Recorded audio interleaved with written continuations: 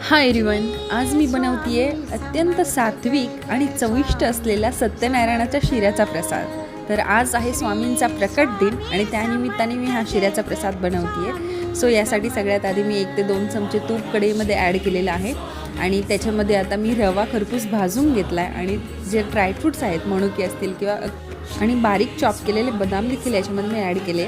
त्याच्यानंतर एका छोट्याशा वाटीमध्ये मी दूध आणि केसर एकीकडे साईडला करून ठेवलेलं आहे, जेणेकरून केसर त्याच्यामध्ये मिक्स होईल। एकीकडे मी केळी जे आहेत ते बारीक चॉप करून ह्याच्यामध्ये मी ॲड करून घेतले आणि अशा प्रकारे मी आता याला पूर्ण एकजीव करण्याचा प्रयत्न करते। सो आता तुम्ही बघू शकता हे प्रॉपरली एकजीव झालेलं आहे, ड्रायफ्रूट्स, तूप आणि रवा आणि केळी देखील। तर या मोमेंटला आता आपल्याला याच्यामध्ये साखर ॲड करायची। ही थोडीशी वेगळी पद्धत मी या ठिकाणी यूज केलेली आहे पहिल्यांदाच, पण इट रिअली वर्क्स।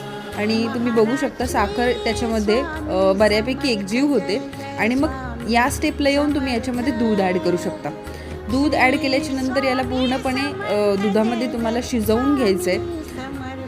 थोडा वेळ मी आता झाकण ठेवून याला वाफेवर थोडंसं शिजण्यासाठी ठेवलं होतं आणि तुम्ही बघू शकता या स्टेपला येऊन मी आता जे केसरचं दूध आहे ते ॲड करून आता ह्याला मिक्स करून घेतलं आहे आणि लिटरली याच्यावर एक केसरची किंवा ती तुपाची जी ग्लेज आहे तो लुक आता याचा चेंज झालेला आहे आणि टेस्टलाही तो अत्यंत जबरदस्त होणार आहे। या स्टेजला मी आता इथे इलायची पावडर मिक्स केलेली आहे आणि शेवटी वरून थोडेसे बारीक चॉप केलेले सगळे ड्रायफ्रूट्स याच्यावर मी ॲड केलेले आहेत आणि तुम्ही बघू शकता हा फायनली रेडी झालेला आहे। आज स्वामींचा प्रकट दिन आहे, त्यामुळे हा जो काही प्रसादाचा शिरा आहे तो एक छोटीशी सेवा म्हणून स्वामींच्या केंद्रामध्ये मठामध्ये हा प्रसाद मी वाटायला जाणार आहे।